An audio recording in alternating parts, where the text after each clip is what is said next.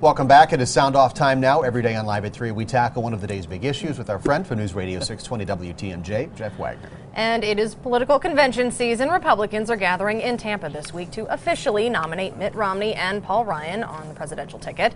Next week, it's the Democrats' turn in North Carolina. They will officially nominate President Obama. And that brings us to today's Sound Off question. Are political conventions still relevant? Jeff, what do you think? Well, we didn't talk about this beforehand. Have either of you covered a political convention before? I was at the DNC in 96. 96. And I was in high school then.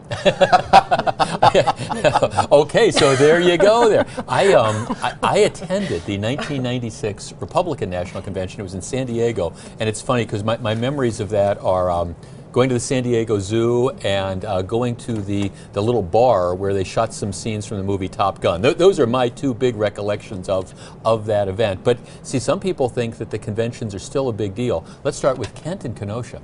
I have always really looked forward to hearing some of the speeches and watching to see who keynote speakers were, to see who the orators or the ones that are, really pick up the party banner and run with it, how they perform. But whether or not the process is still as relevant as what it used to be, I have my serious doubts about it.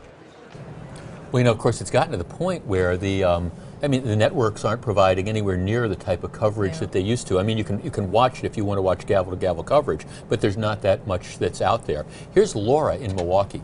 No, they're not. And that's because the people that are at them are there to party and to be seen. And I feel like it's a total waste of money with so many hungry children in this world today. It's funny because we really exist as an industry, television news, because of the political conventions. Sure. I mean, these news organizations grew up with one purpose, to really cover these big events when the news actually happened there. Though. Well, right, and at the risk of being, again, told that she was in high school, back in 1996. I mean, I can remember, I was a kid back in, for example, 1968, when you had the Democratic National Convention in Chicago, and you had the riots in the streets, and you had all that stuff going on, and it really was a big deal. Back in 1960, which was before my time, you almost had the possibility of a brokered convention. That stuff doesn't happen anymore. Now, Steve, you have a story from the DNC? Oh, 96, the Macarena was the big dance at the time, yep. And they would play the Macarena to kind of keep the crowd going during the lulls. And I was standing next to the then Secretary of Labor, Robert Reich, right. And he was doing the Macarena, and I refused to do the Macarena except to say 20 years later now that I did the Macarena with then Secretary of Labor Robert Reich.